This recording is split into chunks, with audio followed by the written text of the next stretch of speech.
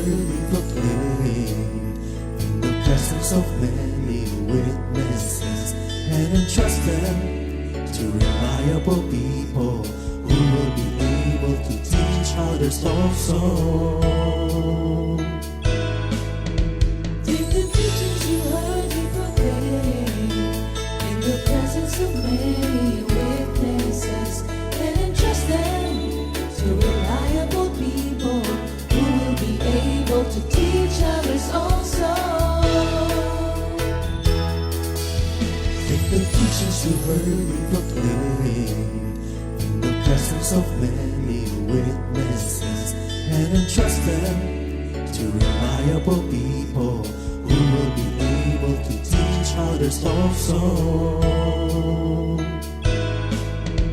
Take the teachings you heard me proclaim in the presence of many witnesses, and entrust them to reliable people who will be able to teach others also. 2 Timothy 2:2. Hallelujah, 2 Timothy 2:2. Praise the Lord. 2 Timothy 2:2. You and me, let us proclaim the gospel. 2 Timothy 2:2. Hallelujah. 2 Timothy 2:2. Praise the Lord. 2 Timothy 2:2. You and me, Let us proclaim the gospel of Jesus Christ. Take the teachings you heard me proclaim in the presence of many witnesses, and entrust them to reliable people who will be able to teach others also. take the teachings you heard me proclaim in the presence of many witnesses, and entrust them to reliable people who will be able to teach others also. 2 Timothy 2:2. Hallelujah, 2 Timothy 2:2. Praise the Lord. 2 Timothy 2:2. You and me, let us proclaim the gospel. 2 Timothy 2:2. Hallelujah. 2 Timothy 2:2. Praise the Lord. 2 Timothy 2:2. You and me, Let us proclaim the gospel of Jesus Christ. The harvest is plenty, but the workers are few. But as for me and my house, we will serve the Lord. We will serve the Lord.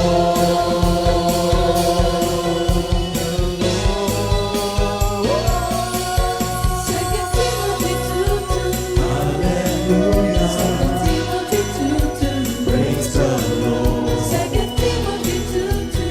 You and me, let us proclaim the gospel. 2 Timothy 2:2. Hallelujah. 2 Timothy 2:2. Praise the Lord. 2 Timothy 2:2. You and me, Let us proclaim the gospel of Jesus Christ. 2 Timothy 2:2. Hallelujah. 2 Timothy 2:2. Praise the Lord. 2 Timothy 2:2.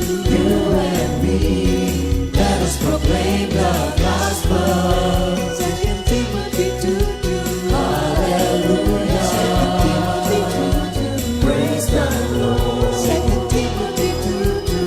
You and me, let us proclaim, live up His name, delighting the Lord for His goodness. Let us proclaim, live up His name, delighting the Lord for His goodness.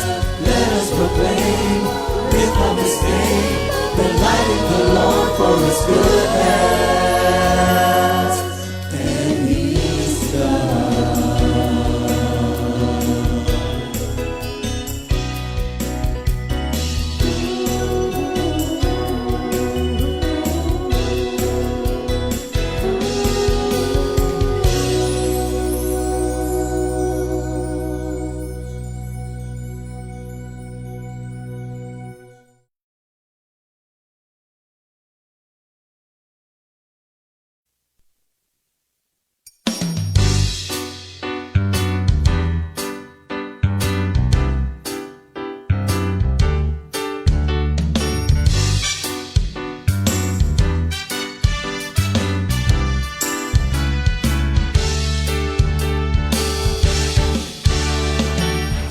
na pwedeng malimutan ang pag-ibig na iyong inilaan.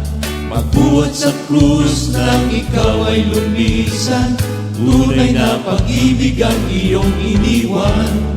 Jesus, ikaw lamang ang tanging Diyos, nasa kasalanan ko'y tumubos. Ikaw ang nagbigay sa akin ng pag-asa, ang buhay ko'y napuno ng sigla. Jesus, kailangan kita, wala na akong mahihiling pa. Pag-ibig mo'y aking nadarama, kahit sa gitna ng problema.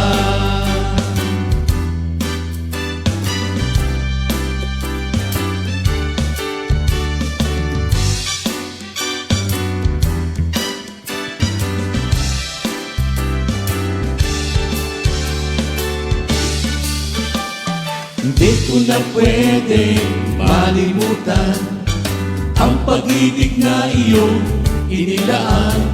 Magbuhat sa krus nang ikaw ay lumisan, tunay na pag-ibig ang iyong iniwan. Jesus, ikaw lamang ang tanging Diyos, nasa kasalanan ko'y tumubos. Ikaw ang nagbigay sa akin ng pag-asa, ang buhay ko'y napuno ng sigla. Jesus, kailangan kita, wala na akong mahilig pa. Pag-ibig mo'y aking nadarama, kahit sa gitna ng problema.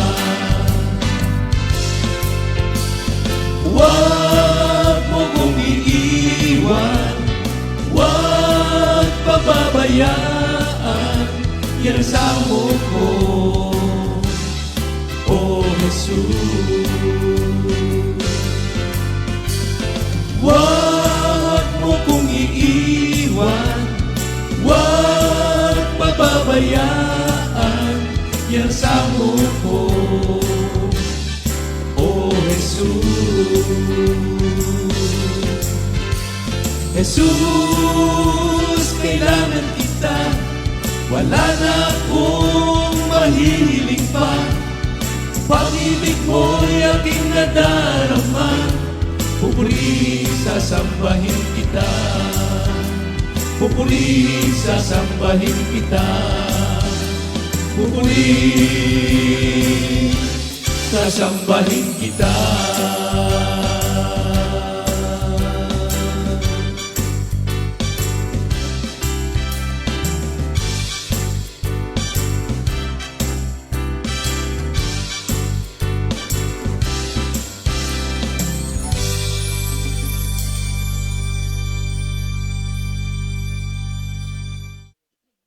Yeah, good morning mga kapatid.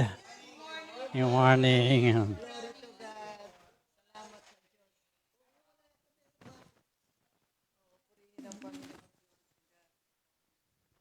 Good morning. Yeah, bago tayo mag-umpisa mga kapatid sa umagang ito, manalangin tayo.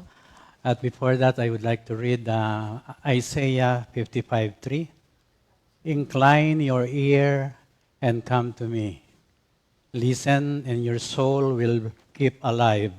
And I shall readily conclude with your people an indefinitely lasting covenant, respecting the loving kindnesses to David that are faithful.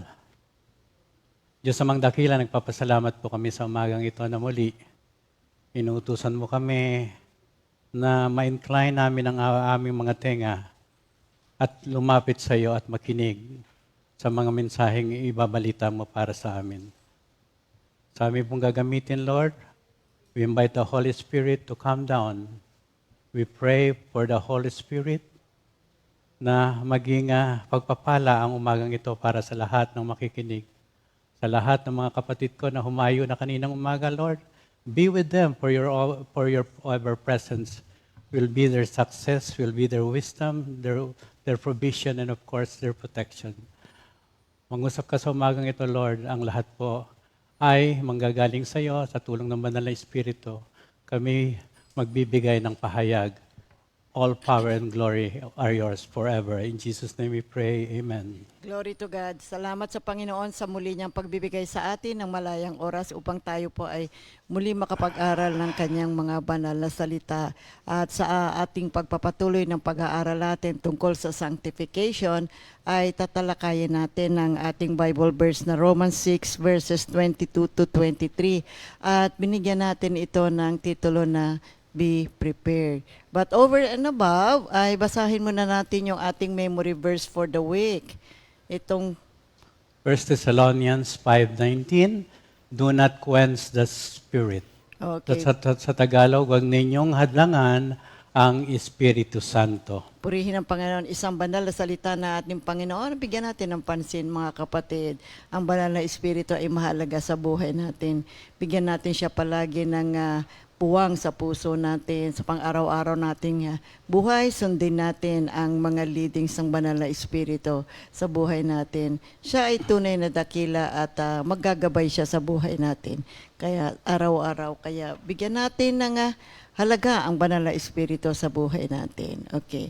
Para po sa ating lesson regarding sanctification, binigyan po natin ito ng titulo na Be Prepared. Sanctification is actually a preparation to eternal life. Kaya yung title natin, Be Prepared. Kasi kailangan at salamat sa Diyos sa kanyang pagbibigay ng pagkakataon na mabigyan natin ng masusing pag-aaral ang tungkol sa sanctification. Dahil kasi ito na ngayon ang buhay natin. Ito ngayon yung ating kinagagalawan at matatapos lamang tayo sa sanctification kapag tayo po ay namatay na. Kaya ito ay mahalagang mapag-aralan natin. And you on your own, mga kapatid, na nag-aaral ang salita ng Diyos, on your own, pag-aralan nyo din ito. Kasi ito ngayon ang kinagagalawan ng buhay natin. Kaya matatagpuan natin yung ating verse para ngayong umaga dito sa Romans 6, verses 22 to 23. Basahin ko sa Tagalog, mga kapatid, Roma 6, 22-23. Ngunit ngayong pinalaya na kayo mula sa kasalanan at naging alipin na ng Diyos, ang natumoy ninyo isang buhay na banal at ang ibinubungan nito ay buhay na walang hanggan. Sapagkat kamatayan ang kabayaran ng kasalanan, ngunit ang walang bayad na kaloob ng Diyos ay buhay na walang hanggan sa pamamagitan ni Kristo Jesus na ating Panginoon. Sa English, mga kapatid, now you have been freed from sin and have become God's slaves. This results in a holy life and finally in everlasting life. Sa 23, the payment for sin is death, but the gift that God freely gives is everlasting life found in Christ Jesus our Lord.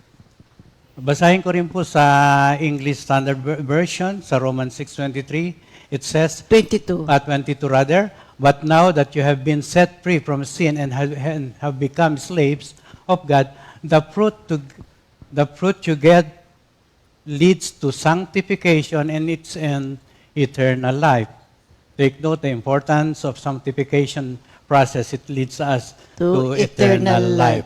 Mga kapatid, very clear yung sinasabi sa atin ng Romans 6:22 na ngayon na tayo ay malaya na mula sa kasalanan at tayo ngayon ay slaves of God o slaves of righteousness. Meaning to say, tayo po ngayon ay nagsusumikap na mamuhay na may katwiran sa buhay natin. Ang bunga nito ay sanctification. At yung sanctification, ang kahulihan nito, ang ending nito ay eternal life. Kaya napakahalaga nitong sanctification process na ating ipinamumuhay ngayon.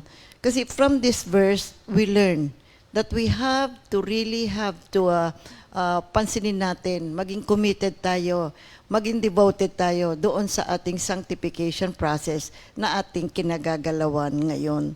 Sapagkat saan ba pupunta ang tunay na mananampalataya kapag sila ay namatay?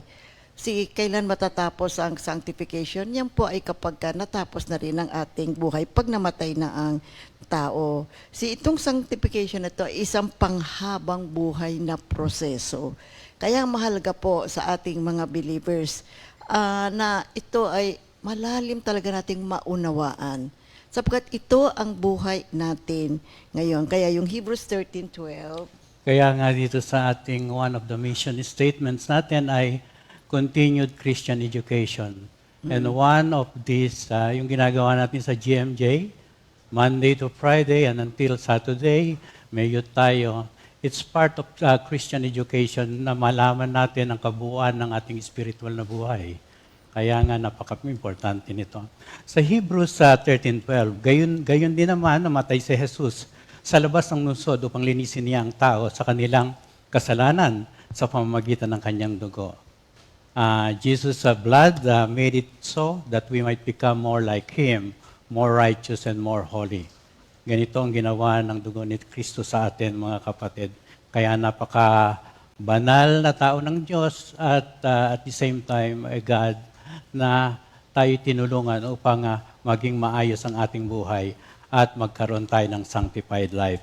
And also in 1 Thessalonians 5:23, now may the God of peace Himself sanctify you completely, and may your Holy Spirit and soul and body be kept blameless at the coming of our Lord Jesus Christ. So mga kapatid, ang Diyos lamang ang makapagbibigay sa atin ng sanctified life. Hindi tayo maaaring maging higit na katulad ni Kristo. Mandig siya ang ating pamantayan, mga kapatid. At tutulungan niya tayong magkaroon ng kabanalan sa ating body, soul, and spirit. Siya lamang at ang higit na makapaghuhulma sa ating katawan, lupa, spirito at kaluluwa sapagkat ang Diyos ang nag-create sa atin at siya ang makapagbibigay ng ganap na sanctified life o ang proseso ng sanctification. And sa Romans 14:12, ganito rin po sinasabi, mga kapatid, kaya't bawat isa sa atin ay magbibigay sulit sa Diyos.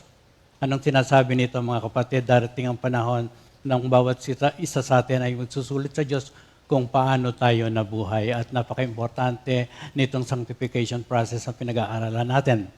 Sa Hebrews 10:8-14, basahin ko rin po, mga kapatid, sinabi ni Jesus, hindi mo ninais o kinalugdan ang mga alay at handog na hayop, mga handog na susunugin at mga handog dahil sa kasalanan, kahit ito'y inihahandog ayon sa kautusan. At idinuktong ni Jesus, ako'y naparito upang sundin ang iyong kalooban. Sa ganitong paraan, inalis nga ng Diyos ang unang handog at pinalitan ng handog ni Kristo.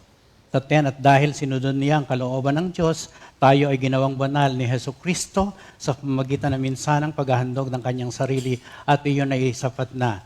Bawat pari ang naglilingkod araw-araw at paulit-ulit na naghahandog ng pare-parehong ding mga handog. Subalit ang mga iyon hindi man nakakapawi ng kasalanan.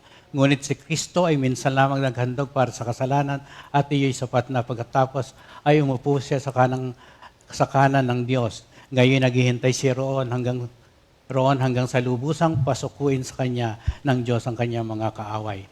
At sa 14, sa makatuwid, sa pamagitan lamang ng isang paghahandog, ay kanyang ginawang ganap magpakailanman ang mga nililinis ng Diyos. Take note, mga kapatid, sa pagbasa natin ng mga banal na salita ng Diyos, nasa saad, dahil sa minsanang paghahandog ni Kristo, tayo ay ginawang banal. We have been forgiven. We have been cleansed of our sins because of the sacrifice and death of our Lord Jesus Christ. We are therefore sanctified. Again, I read Hebrews 10, verse 10. We have been set apart as holy because Jesus Christ did what God wanted Him to do by sacrificing His body once and for all. So with this one sacrifice, our Lord Jesus Christ accomplished the work of setting the believers apart for God forever. So to be sanctified is to be set apart for God. Alam nyo, inilalarawan ni San Pablo na itong kahiyan at kamatayan, yung shame and death, ay bunga ng kasalanan. Ang nagpapaalipin sa atin ay ang kasalanan na humahantong sa kahihiyan at kung minsan sa kamatayan ng ating kaluluwa. Kaya itong mga taga-Roma ay pinapayuhan at sinasabihan ni San Pablo na kailangang patuloy na manampalataya sa ating Panginoon. At ito ay isang biyaya sa ating lahat. At ito man ay para sa atin din. Tayo ay binabasa natin ng Biblia na sinulat noon pa, pero ito po ay para sa atin din ngayon. Ang mga taga-Roma naman ay nakinig at meron namang mga sumunod at sa kanilang makasalanang buhay, sila ay lumipat sa pananampalataya sa ating Panginoon. Kaya itong mga believers na to, they are now called the slaves of righteousness. Sabi nga yung sa Romans 6:17-18, pagkatapos ay sinabi pa niya, kalilimutan ko na ang kanilang mga kasalanan at kasamaan, sapagkat ipinatawad na ang mga kasalanan, hindi na kailangang maghandog dahil sa kasalanan. Kaya even Paul, in his letter, he described himself as a slave or servant of our Lord Jesus Christ. Kaya sabi niya sa Romans 6:19-20 naman, kaya nga mga kapatid, tayo'y malaya na makakapasok sa dakong kabanal-banalan dahil sa dugo ni Kristo. Binuksan niya para sa atin ang isang bago at buhay na daang naglalagos hanggang sa kabila ng tabing. At ang tabing na ito'y ang kanyang katawan. So now, Jesus has opened a new way for us to go through the curtain at yan ay ang kanyang katawan. Now, we have to remember that sin, ang kasalanan, is an act of disrespect to God. He is so holy and He deserved to be worshipped and honored. Ngunit, nagkakasala ang mga tao.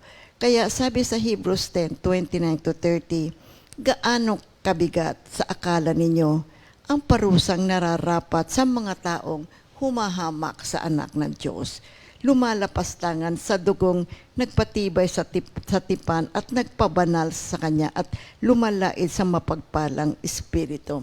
Sapagkat kilala natin ang nagsabi, akin ang paghihiganti, ako ang magpaparusa, at siya rin ang nagsabing hahatulan ng Panginoon ang kanyang bayan. So dito makikita natin that the Lord will judge His people. Kaya yung verse 31 nitong Hebrews 10, falling into the hands of the living God is a terrifying thing. So dito makikita natin na ang kasalanan, it insults the Holy Spirit. Kaya yung Ephesians 1:4-5, makita natin. Ephesians 1. Bago palikhain ang sanglibutan ay pinili na niya tayo upang maging Kanya sa pamamagitan ng ating pakikipag-isa kay Kristo at upang tayo maging banal at walang kapintasan sa harap ng niya. Dahil sa pag-ibig ng Diyos, pinili niya tayo upang maging anak niya sa pamamagitan ni Hesus Kristo ayon sa kanyang layunin at kalooban. You know, long ago, even before God made the world, God chose us to be His own through what would Christ would do for us. His unchanging plan has always been to adopt us into His family by sending our Lord Jesus Christ to die for us. Yan yung Ephesians 1:4-5. Kaya makikita natin that God, ang Diyos, ang gusto niya, tayong lahat ay mapabilang sa kanyang pamilya. At ang mapabilang sa kanyang pamilya is to spend eternity with Him. Matapos ang lahat ng ito, siya ay makakasama natin sa kanyang tahanan. Ephesians 1:10 says, pagdating ng takdang panahon, layunin niya, tipunin ang lahat ng nilikha sa langit at sa lupa at ipaisa ilalim ang mga ito kay Hesus Kristo. So here we see that it is the purpose of God for us to be with Him through Christ our Lord Jesus Christ forever. Okay. Yung kawalang hanggan, ibig sabihin, ang buhay dito sa lupa ay paghahanda sa kawalang hanggan. The Bible says that God has set eternity in the human heart. Ibig sabihin, mga kapatid, ginawa kang magtagal, magpakailanman. We are made to last forever. Ikaw ay ginawa para sa walang hanggan. Bawat tao ay mabubuhay, magpakailanman sa isa sa dalawang lugar. Kasama mo ang Diyos o hiwalay ka sa Diyos. At alam na natin kung saan yon, sa impyerno. That's why every human being is going to live forever in one of two places. One, to be with God in heaven, or apart from God in hell. See? Okay. Kaya sa Ecclesiastes 3:11, He has made everything beautiful in its name. He has also set eternity in the human heart, yet no one can fathom what God has done from beginning to end. Kaya this life, our life here on earth, is a preparation for a very big event. And that's why we have to be prepared for that eternity. At yun yung proseso natin ngayon. Nasa sanctification tayong lahat. Ang buhay natin sa mundong ito ay paghahanda para sa isang napakalaking kaganapan. Kaya kailangan tayong maghanda sa kawalang hanggan, sa eternal life, sa pamamagitan ng pagkakilala natin sa Diyos. Kaya kailangan makilala natin siya. Masanctify tayo. At tayo ay maging katulad ng ating Panginoong Hesukristo. At ito ay magaganap sapagkat ang Diyos ay malayang kumikilos sa buhay natin. At bigyan naman natin siya ng puwang, bigyan natin siya ng pagkakataon na kumilos sa atin. And all we have to do is to cooperate with Him. At kung ano ang kanyang mga plano at kanyang mga layunin, ay matama nating pag-aralan, alamin, at higit sa lahat ay bigyan natin ng pansin. Meaning to say, sundin natin. Kasi sa bagong tipan, nangako ang ating Panginoon ng isang buhay na walang hanggan sa mga taong naniniwala sa Kanya.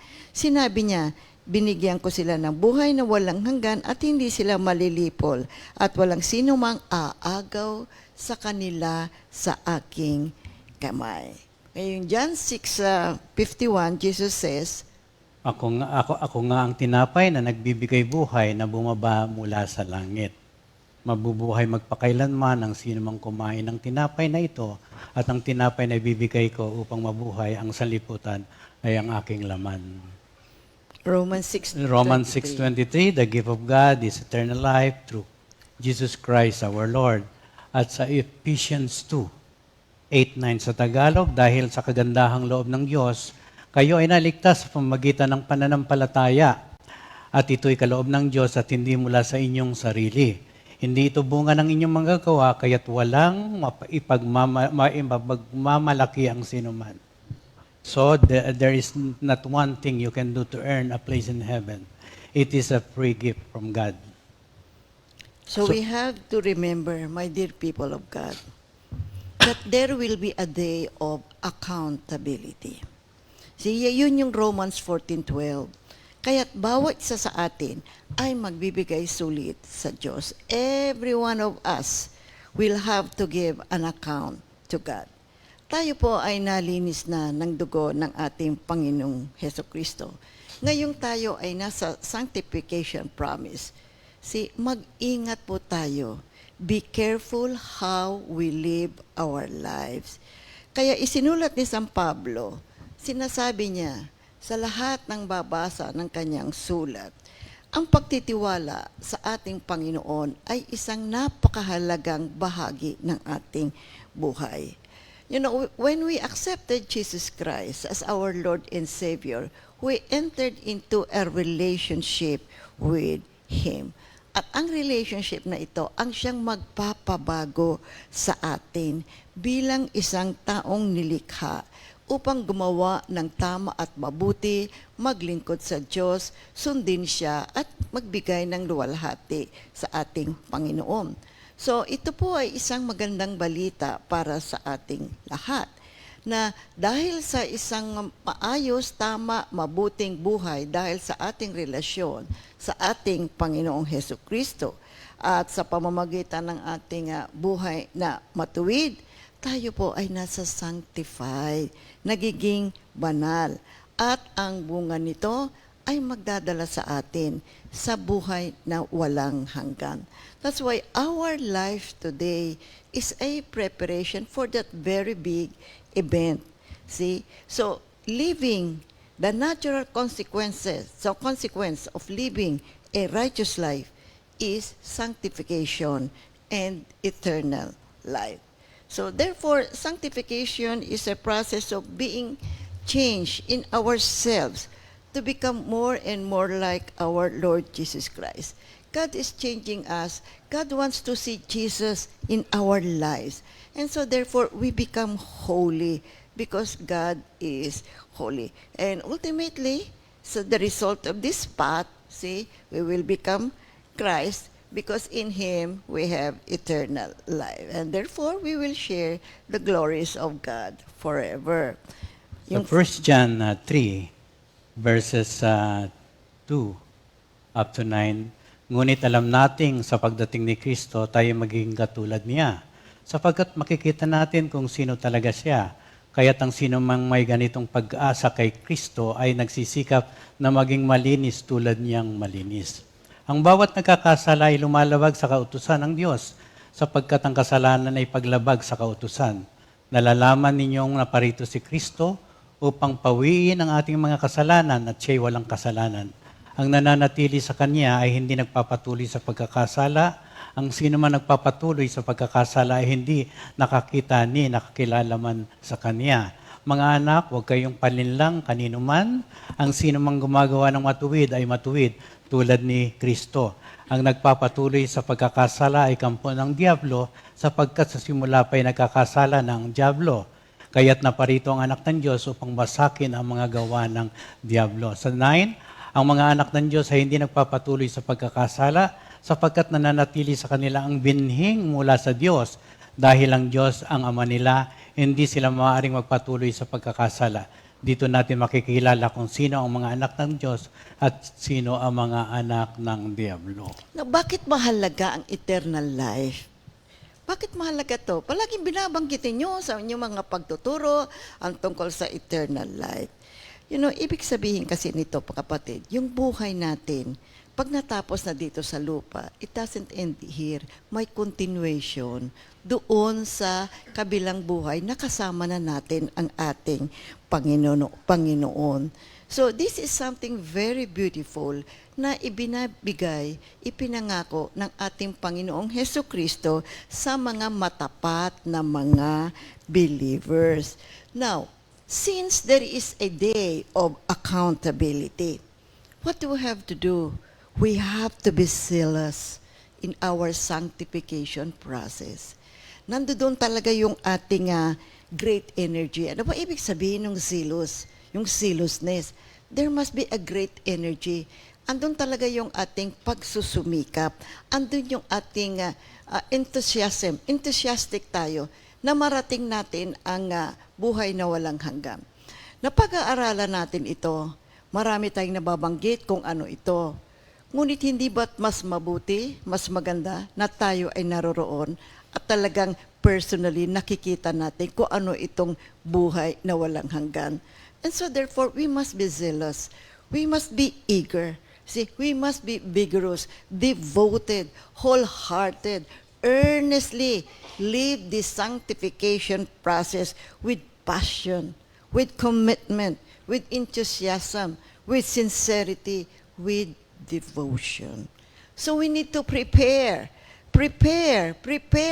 Maghanda tayo para sa isang napakalaki at napakagandang event na ating mararating pagdating ng panahon dahil sa ating pakikipag-ugnayan sa ating Panginoon. Do not procrastinate. To prepare is do not procrastinate. What do you mean by procrastinate? Meaning to delay or postpone action, to put off something that has to be done. So maraming tao, alam naman natin kung ano ibig sabihin ng procrastination. Bukas na lang, or mamaya na lang. Ayaw ko pang gawin yan ngayon. Huwag, kapatid. Ang pag-aaral natin tungkol sa sanctification ay isang paalala, isang pag-aaral din na kailangan bigyang pansin natin itong sanctification process na ating kinagagalawan ngayon. So therefore, as we prepare, how do we prepare? Be careful. Pag sinabing be careful, it means be full of care. Careful. Be careful how we live. So you stop.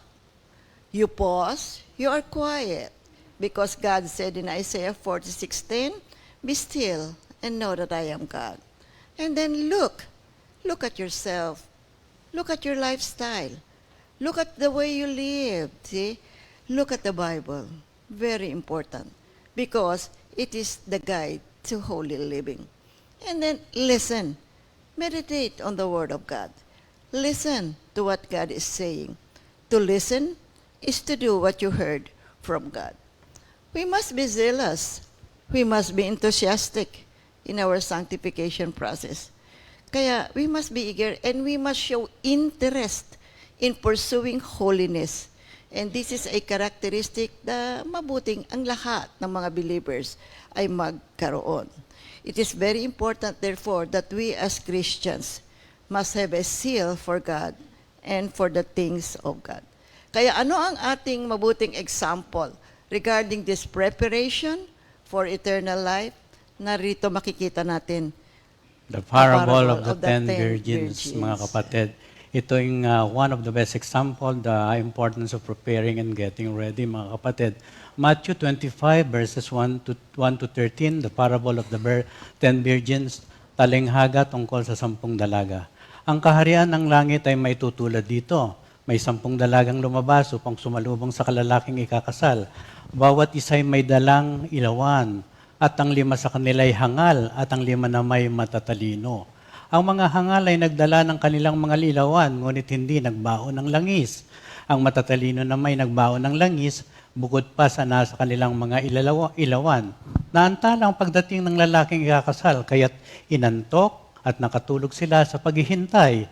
Ngunit ng hating gabi na may sumigaw, narito na ang lalaking ikakasal, lumabas na kayo upang salubungin siya. Agad bumangon ang 10 dalaga at inayos ang kanilang ilawan.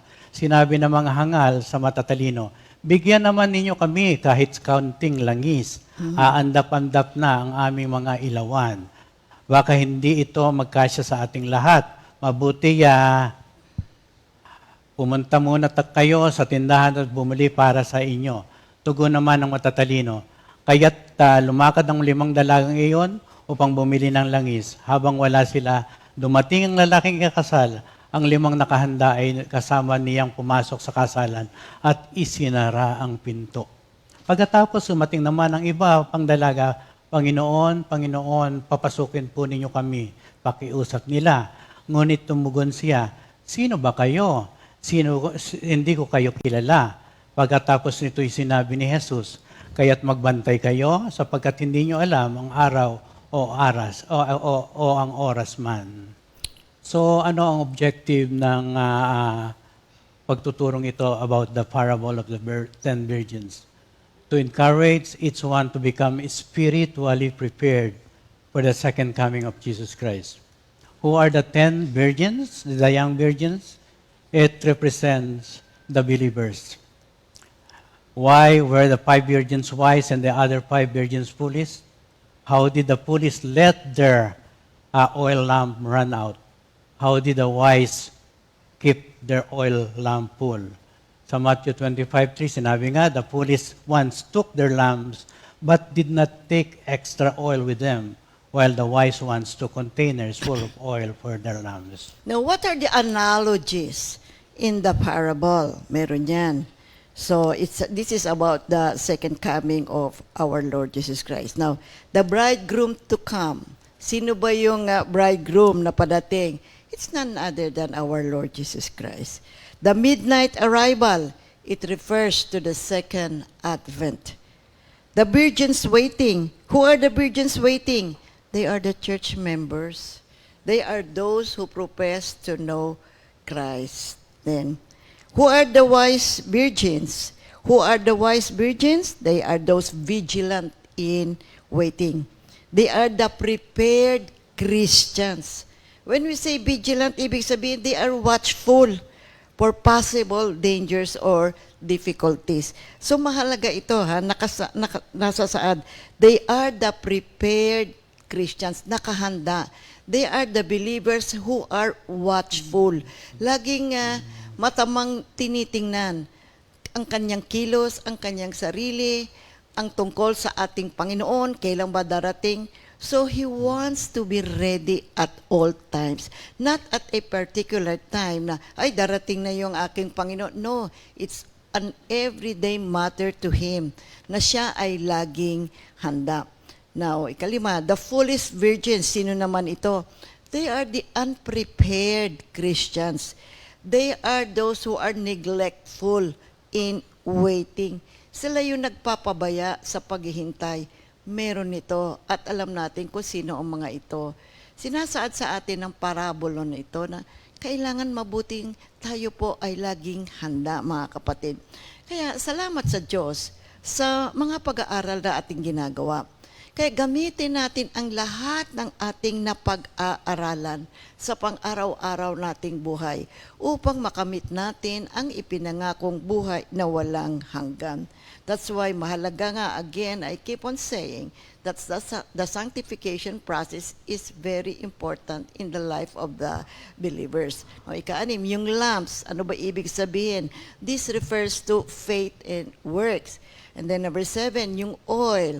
What does it refers to? It refers to faith and the Spirit. Now, natulog yung mga virgins, the sleep of the virgins. It refers to the sleep of death. The tarrying of the bridegroom, it means the delay of the second coming. The midnight cry refers to the call to judgment. The refusal to give oil means merit is not transferable. Salvation is to each his own. Exclusion of the foolish virgin, meaning to say, the rejection of the unprepared. See, the shut door means the impossibility of changing our destiny once Jesus returns. How long have we been waiting for our Lord to come again? Well, 2,000 years ago yan nag-umpisa na yan, mga kapatid. At We have to be makikita careful. natin. May mga dangers po habang tayo po ay naghihintay. Si ano ba yung isang unang danger? Unang-una, That's why we have to be prepared. may nagkakaroon tayo ng complacency. We become complacent, feeling so satisfied with your own abilities na situation na akala natin to okay na ito. Okay na Matatag ako na ako sa Ay, spiritual. lagi naman akong present Meron naman akong Nagbibigay prayer meeting naman ako. araw-araw Oo. Oo. Lagi naman ako nandito. Nagbibigay naman ako. Sumusuporta naman ako So Kontento na yun. nagkakaroon tayong self-satisfaction sa ating spiritual na buhay. Mga kapatid, napaka-importante na makaalpas tayo sa salitang complacency sapagkat may banal na espiritu na tutulong sa atin habang tayo naglilingkod sa Panginoon. So, what happens next? We become unprepared. So, yung mga foolish used to have oil, but they ran out. The foolish discovered too late their oil supply had run out. Ibig sabihin, kung tayo complacent at satisfied na tayong sarili, minsan You don't want hindi to na try anymore. nagka-aral-aral, no? Oo, ayaw Kung na. ano ang kaalaman Alam niya natin, na nandun natin, alam niya na. Oh. Tsaka minsan dumidepende ka na lang na lagi naman akong present. Sumusuporta naman ako Nanonood naman ako ng GMJ, kapatid. We still have to do a lot more. We really have to try harder every day to prepare ourselves for that eternal life na ipinangako para sa ating lahat na matapat at nananampalataya sa ating Panginoon. It's not an easy life, the Christian life. We really have to learn more about our relationship with God, with our relationship with our Lord Jesus Christ. We have to continuously listen to Him and do what He wants us to do. Therefore, we become prepared for that very big event na mangyayari po sa ating lahat. So therefore, what are the lessons na matututunan natin tungkol dito sa parabolang ito? Sa verse 3, sinasabi, they took no oil with them or didn't plan for the long haul and let it out. Ibig sabihin, mga kapatid, yung oil kasi, oil for burning is a symbol of the Holy Spirit. The foolish virgins ran out of oil, evidence of carelessness and neglect. At narinig ko nga si Pastor Alex na ano ba ang kaibahan ng isang kandila sa isang lampara na mayroong Ilaw? hindi, yung pinaka, ano yung Weak? wick, no? So, yan ay patuloy na umiilaw yan. Ay ang kandila nauupos. Meron lang siyang oras, meron lang siyang panahon at malulusaw na siya. Pero itong Oil. lamp na may oil patuloy. Ibig sabihin, ang Espiritu ay patuloy na igagay tayo. Kaya nga inawit, come Holy Spirit, be with us always. Kaya nga patuloy yan ang nagliliwanag sa atin. So sa verse 9, it also, buy for yourself. Sa Ephesians 5:18 at sa Acts 4:31. Ito ay isang malinaw na responsibilidad ng isang believer na lagi siyang mapuno ng banal na Espiritu. Always filled with the Holy Spirit. Ibig sabihin, patuloy na nagpapapuspos siya at ay ibig sabihin, hindi lang pagkagising mo, Holy Spirit, tulungan mo ako, come with me, at ito ang aking gagawin. So, mapupuspos ko at mag-iilaw ang kayong kaisipan at ang iyong puso ay mabibigyan ng kahalagahan ang paglilingkod mo sa Diyos. Sa Kaya Ephesians nga yung ating 1 5:18, Thessalonica nga, do not 5:19, grieve. huwag ninyong hadlangan ng Espiritu Santo. Kasi kapag tayo po ay kumikilos na pangsang-ayon na yung pansarili natin, alam mo, we people have our own opinions. Well, I think it should be done like this way and that way, Kaya nga papasok tayo ulit sa Proverbs 3:5 and 6, di ba? Let the Holy Spirit work in our lives, mga kapatid. Napakaganda niyang kanyang pagkilos. Alam niyo kung bakit? Huwag nating hadlangan ang Espiritu Santo. Hindi ho yan nagkakamali. Hindi yan nagkakamali. Kapag yan ho po ay nangusap, perfect ho ang kanyang instructions. Talaga pong may maganda at magaganap sa buhay natin. Kasi po perfect yan eh. Wala pong kapintasan ang banal na Espiritu. Kaya napakasarap sumunod sa Diyos Ama, sa Diyos Anak, at sa banal na Espiritu. Kaya Ephesians 5:18. Sa diba? sa Efeso 5:18, Oo, huwag kayong maglalasing sapagkat sisirain lamang niyan ang inyong buhay. Sa halip ay dapat kayong mapuspos ng Espiritu. Sa Acts 4:31, ito yung nangyari sa mga mananampalataya. Pagkatapos nilang manalangin, ay yanig ang kanilang pinagtitipunan.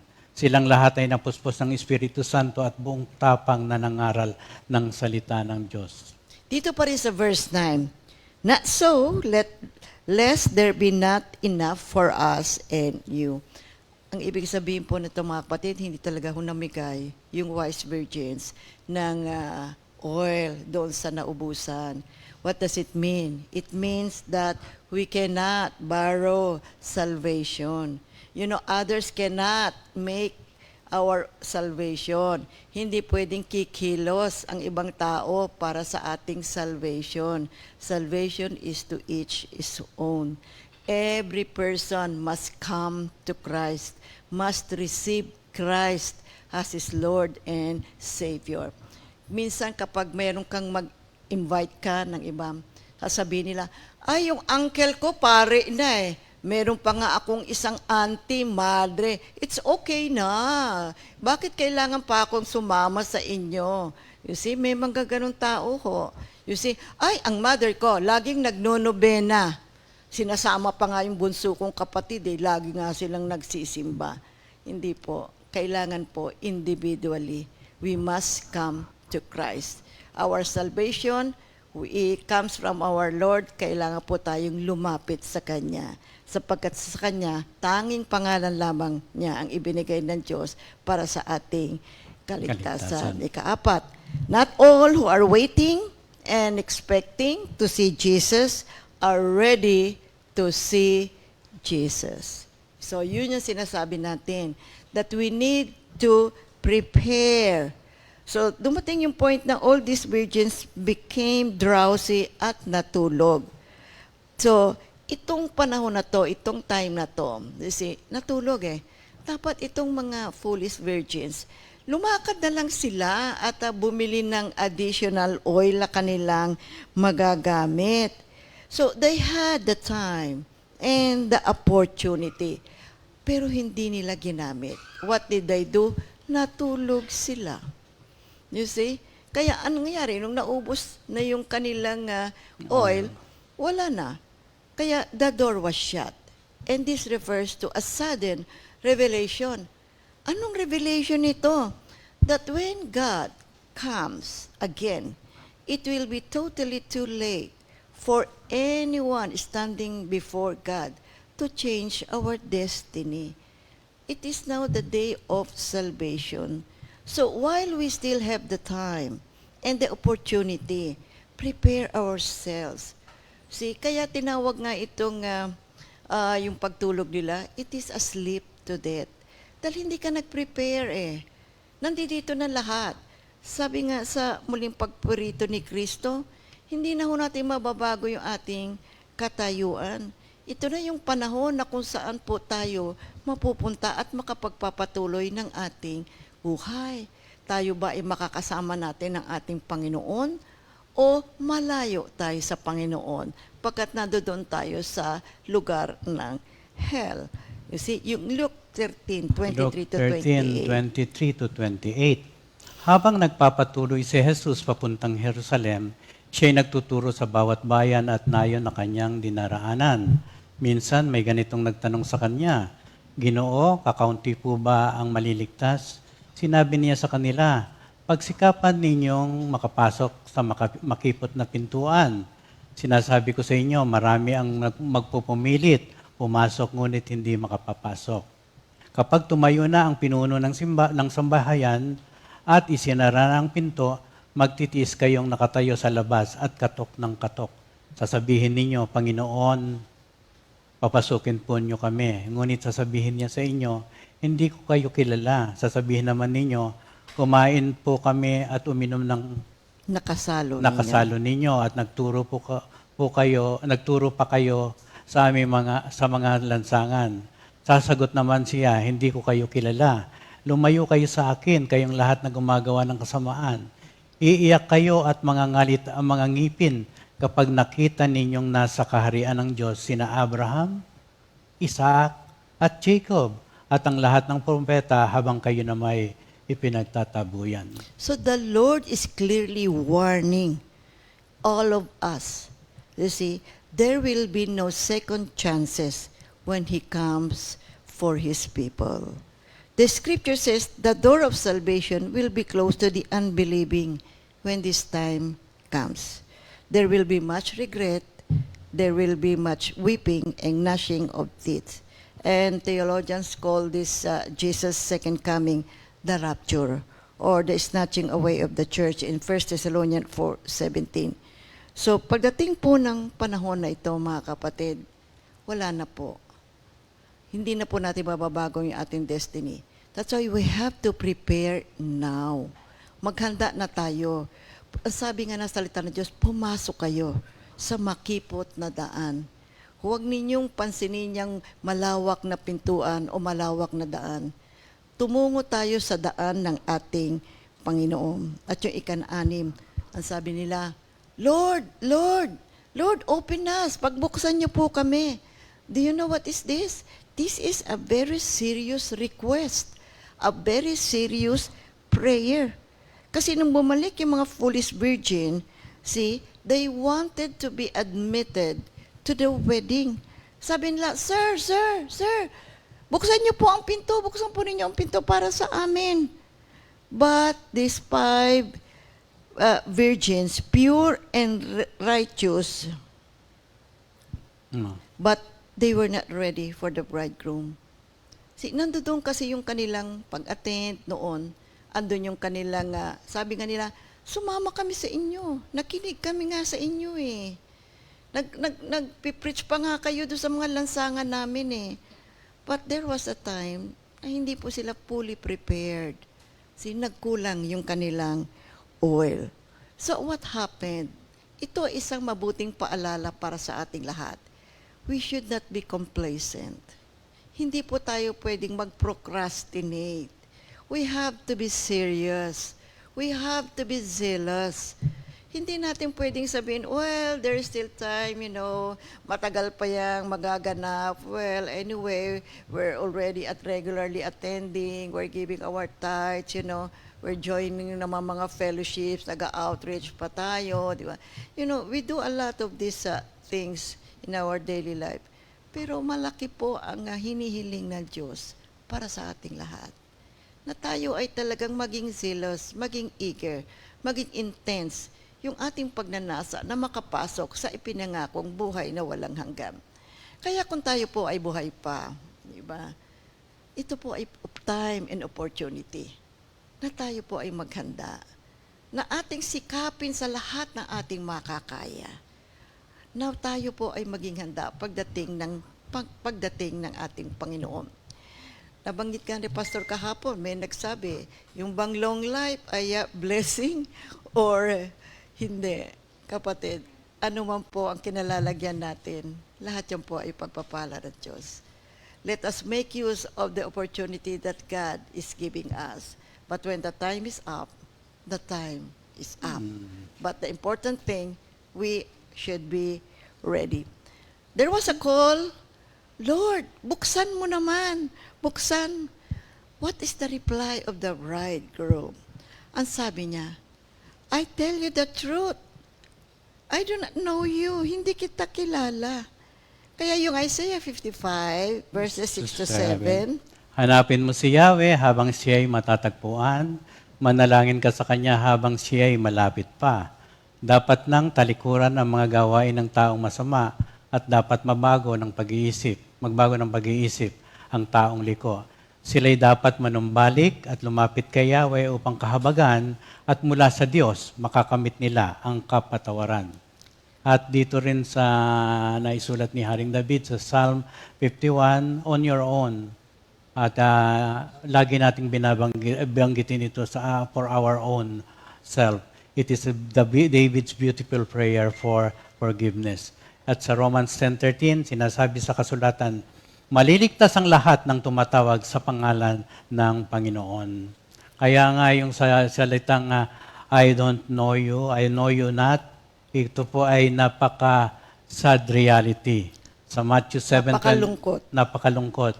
Binanggit ito sa Matthew 7:21 to 23, hindi lahat ng tumatawag sa akin, Panginoon, Panginoon, ay papasok sa kaharian ng langit, kundi ang mga taong sumusunod sa kalooban ng aking Ama na nasa langit.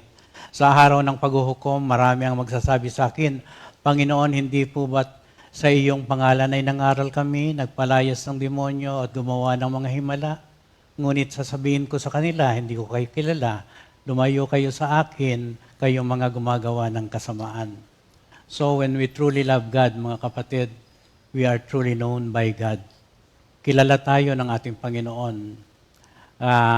kapag mahal natin ang ating Panginoon.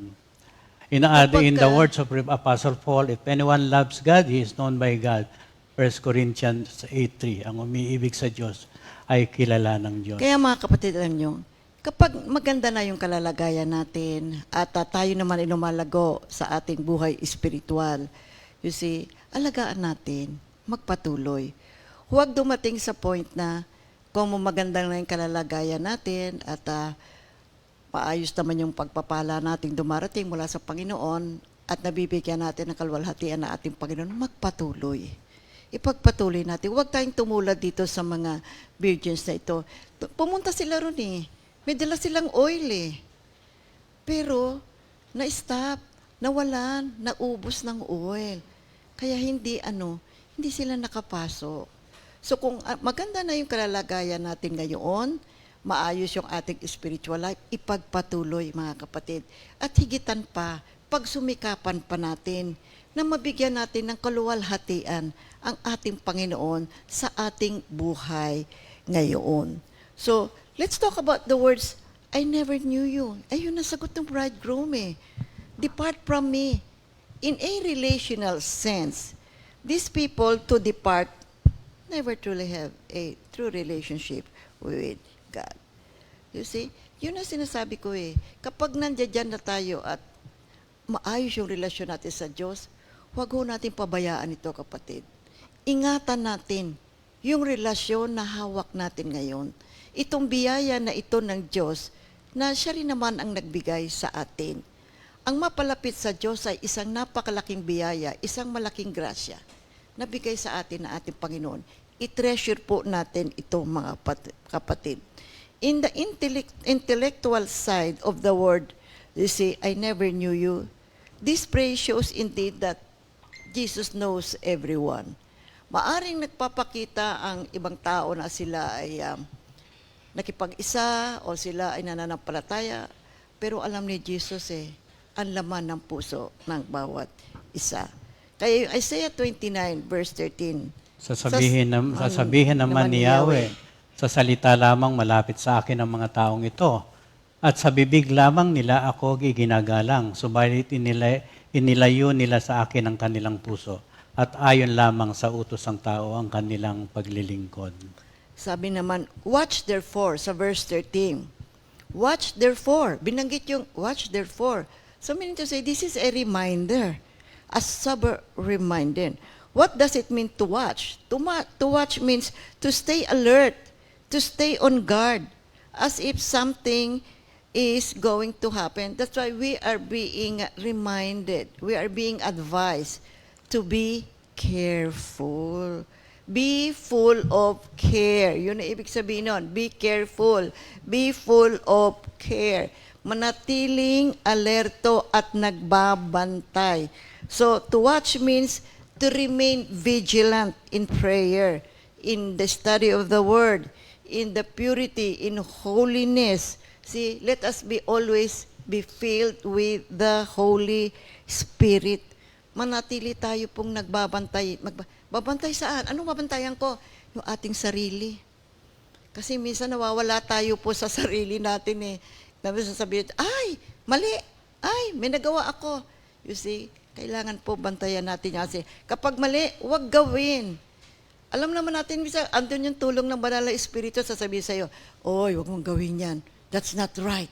You see, mangungusap naman Kakatuwa ang Banal na Espiritu nga lagi nga siya nagre-remind. Kaya lang, kung minsan ayaw sumunod ng tao, gagawin pa rin kung ano yung gusto niya. Kaya mahalaga po ang Banal na Espiritu sa buhay natin So, kaya manatili tayong mapagbantay, lalo na sa panalangin. See, we can always invite the presence of the Holy Spirit by praying. Yung Ephesians 6:18. Do all this in prayer, asking for God's help. Pray on every occasion, as the Spirit leads. For this reason, keep alert and never give up. Pray always for all God's people. Dahil hindi ho natin alam kung kailan babalik ang ating Panginoon, yung kanyang ikalawang pagpareto, kaya mas mabuting magbantay tayo na ang ating ilawan ay laging nakaayos at nag-aalab, nagbibigay ng liwanag. At mayroon tayong continuous supply. Mayroon tayong sapat na supply ng langis. Ito yung kapuspusan ng Banal na Espiritu Santo. So we are commanded to be filled with the Holy Spirit. It means we must be under the total influence of the Holy Spirit. See, God is dwelling in us. He is so good. He is ordering our steps. So being filled with the Holy Spirit should be our way of life. You see, ito ang dapat na buhay natin. Kung ano man ang kanyang mga panuntunan, ano man ang kanyang mga guidance sa atin, sundan natin, mga kapatid. Dahil sa sandaling pong hindi natin pakinggan yan, ay naku po, hindi po maganda ang magiging resulta. So unang-una, keep watch, and then pangalawa, maintain an earnest effort to deny ourselves. Do not deny myself of what? Of what is not good. Whatever is not of God, say no to it. You see, pag hindi mo naman alam kung anong gagawin mo, stop, pause, and pray. And ask God, should I do this? Guide me, O God. Guide me, O Holy Spirit. So we need to pursue God on a consistent effort, consistent basis. Kaya yung Isaiah 43:7, sila ang aking bayan na aking nilalang upang ako'y bigyan ng karangalan. You know, this should be our daily purpose. Yung daily motto natin. This day, every day of my life, upon waking up, I am going to give glory to my God. Whatever I'm going to do, I will do it all for the glory of God. Then we therefore shall have the guidance of the Holy Spirit. And then thirdly, alam niyo po, mahalaga, we have to have a mindset that God or Jesus will come anytime. Hindi ho natin alam kung kailan yan. Kaya, when you are prepared, hindi ka takot sa kamatayan. Yes, ka? Meron tayong pag-iisip, no? Jesus can come anytime. Kaya kinakailangan talaga handa tayo. Kasi pag alam mo na merong ending di ba? Nag-aayos ka ngayon ng iyong buhay. Sa Mark 13:32 to 33. Ngunit walang nakaalam ng araw o oras na iyon, kahit ang mga anghel sa langit o ang anak man. Ang ama lamang nakakaalam nito. Mag-ingat kayo at maging handa dahil hindi nyo alam kung kailan ito mangyayari. Another thing, remember that salvation is to each his own. Kaya Hindi ka individually. pwedeng manghiram ng salvation oo. ng ibang tao. Individually talaga See? Kaya sinubukan nga nung foolish virgins, bigyan mo naman ako ng oil. Hindi po namigay ang mga wise virgins. See? Namatay yung kanilang ilawan, dumating ang panahon, napagsarhan tuloy sila ng pintuan.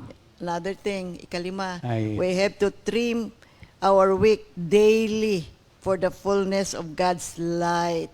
What does it mean? Yung ilawan na yon, pagdating ng panahon, kapag umaapoy, di ba ganoon, nagiging itim na yung dulo.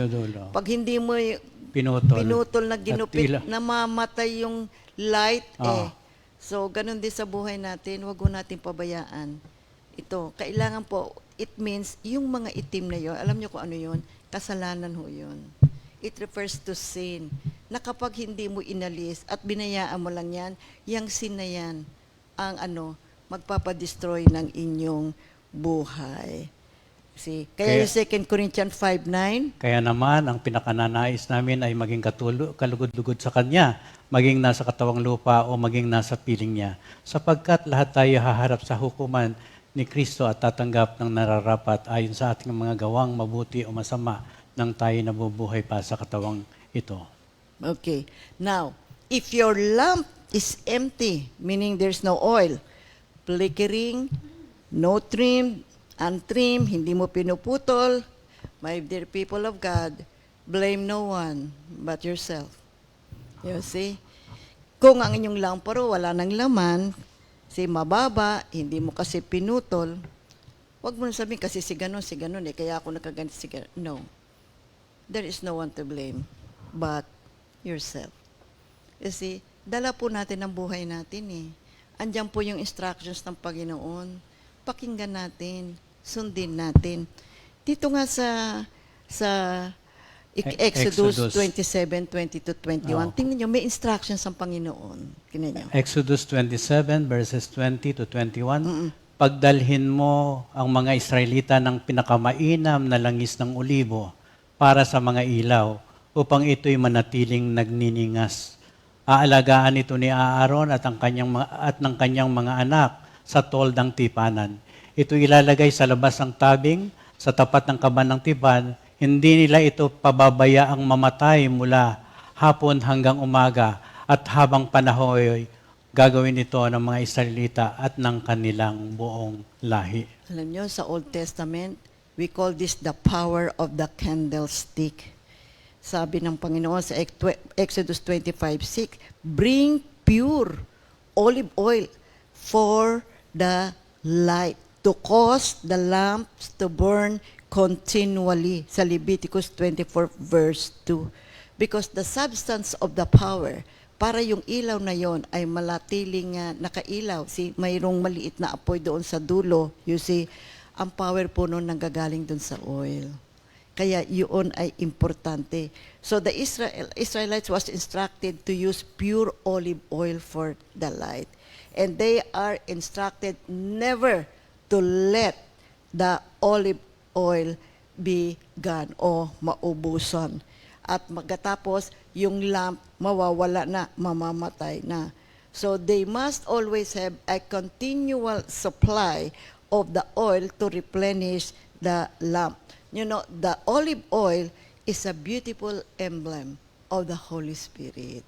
You see, sa Judges 9 verse 9. So the Greek word for oil is, you know what? Charisma. And it is also translated as anointing. So 1 John 2:20-27. So as the candlestick was anointed, So we must be anointed also to witness for Christ. So what's the lesson of the oil? You see? Now, number one, it is our responsibility, everyone's responsibility, to have a continual supply of divine oil. Oil. Divine oil. That's the Holy Spirit to keep us burning. See? Tayo ay manatiling nakaugnay sa ating Panginoon. The extent the oil of the Holy Spirit flows in us, see, that is also the extent that we will see the table of the shewbread, who is none other than our Lord Jesus Christ. The extent that we are filled with the oil of the Holy Spirit is also the extent that we shall bear fruit. To the extent we present our bowl to the Lord, only to that extent also God can fill and replenish what has been used up. So remember, my dear people of God, the secret of the power was the purity, because it was a pure olive oil. So mahalaga po mga kapatid ang ating pag-aaral. Lahat ng pinag-aaralan natin ay mahalaga para po sa preparation natin for that very big event that we shall see God face to face and receive that promise of eternal life. Purihin ang Diyos. Kaya happy anniversary. Di pa natin sila nabati. O mga nag-birthday at anniversary, April 19. Happy birthday. Sister Linda Salvacion. Wow. Sister Olive de la Cruz. Sister Heidi Cabreros. Brother Leo Aquino. Sister Nene Suarez. Sister Maricel Maricela. Javier. And happy wedding anniversary kay Brother Peter and Sister Sul Tubio, Brother Arnel and Sister BK Badua. Sa inyo pong lahat, maligayang kaarawan, happy wedding anniversary. Sumainyo ang pagpapala ng Diyos ngayon at magpakailanman.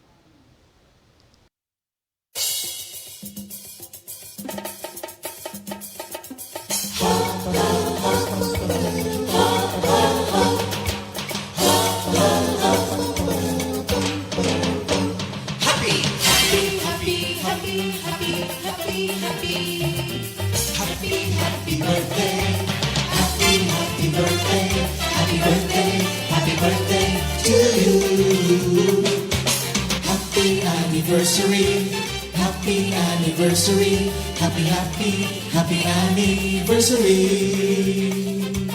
Happy anniversary! May the good Lord doesn't leave you, may the Lord's light shine upon you. Happy anniversary to you. Happy, happy birthday to you.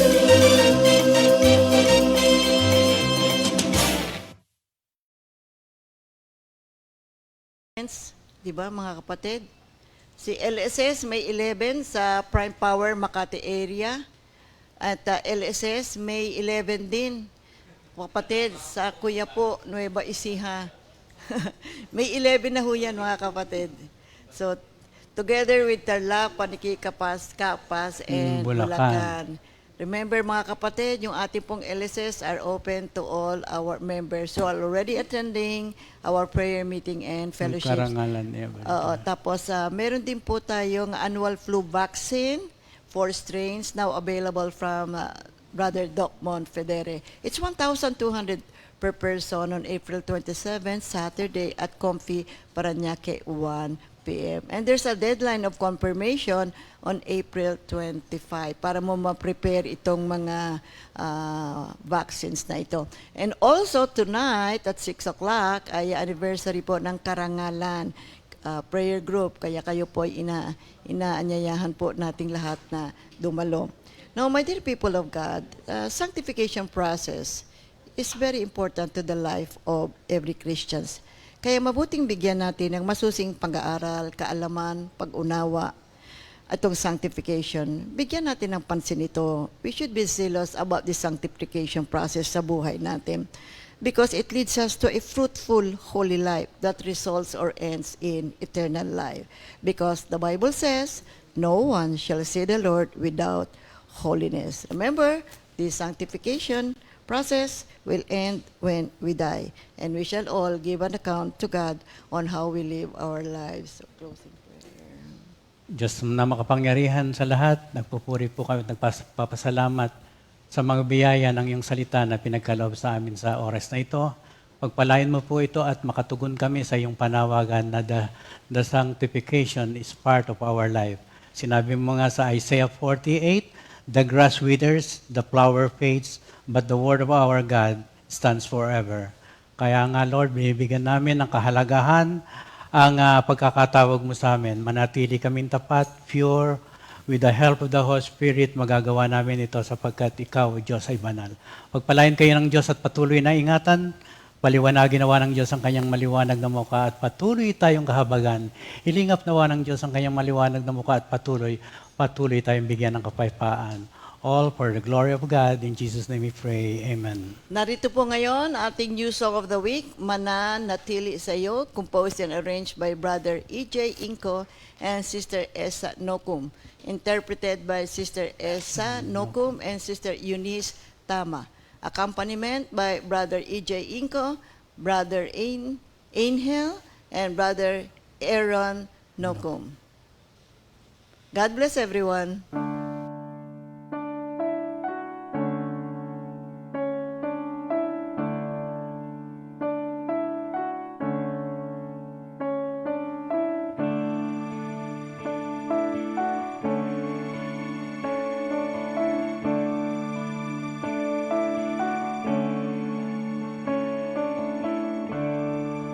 Di ko man maintindihan,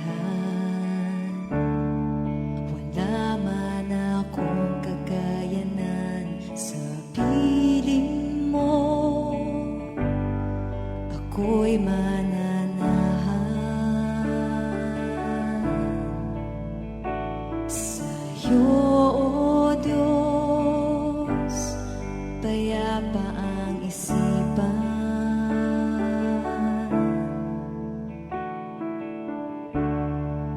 Ikaw ang aking kanlungan, ikaw ang kalakasan, mawala man ang lahat sa mundo, salita mo'y totoo.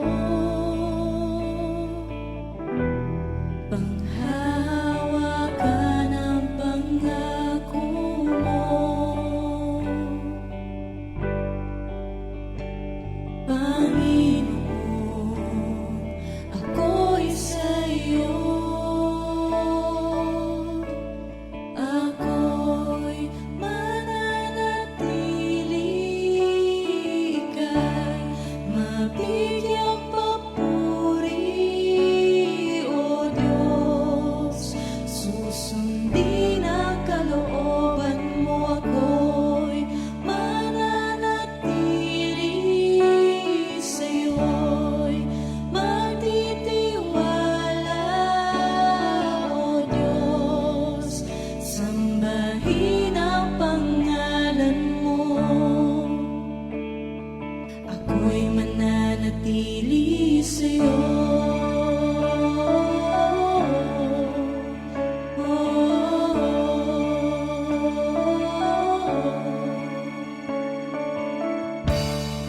Ikaw ang aking kanlungan, ikaw ang kalakasan, mawala man ang lahat sa mundo, salita mo'y totoo.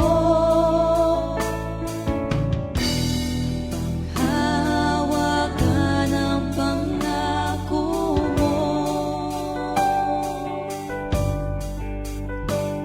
Panginoon, ako'y sa'yo.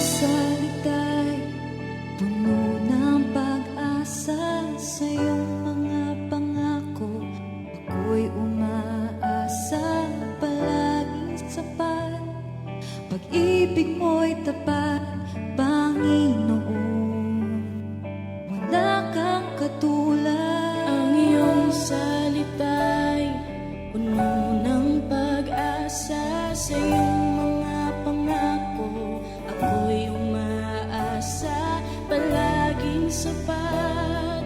Pag-ibig mo'y tapat, Panginoon. Wala kang katulad, ang iyong salita, napag-asa sa iyong mga pangako, ako'y umaasa, palaging sapat. Pag-ibig mo'y tapat, Panginoon. Wala kang katulad. Ako'y mananatili, ika'y mabigyan papuri, O Diyos. Susundin ang kalooban mo, ako'y mananatili, ika'y mabigyan papuri, O Diyos. Susundin ang kalooban mo, ako'y mananatili, sa'yo'y magtitiwala, O Diyos. Sambahin ang pangalan mo, ako'y mananatili sa'yo.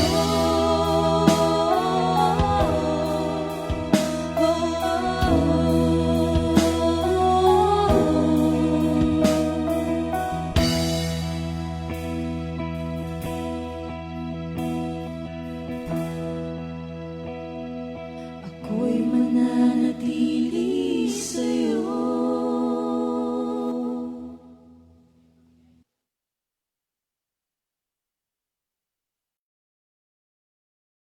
Second Timothy 2:2. Hallelujah. Second Timothy 2:2. Praise the Lord. Second Timothy 2:2. You and me, let us proclaim the gospel. Second Timothy 2:2. Hallelujah. Second Timothy 2:2. Praise the Lord. Second Timothy 2:2. You and me, let us proclaim the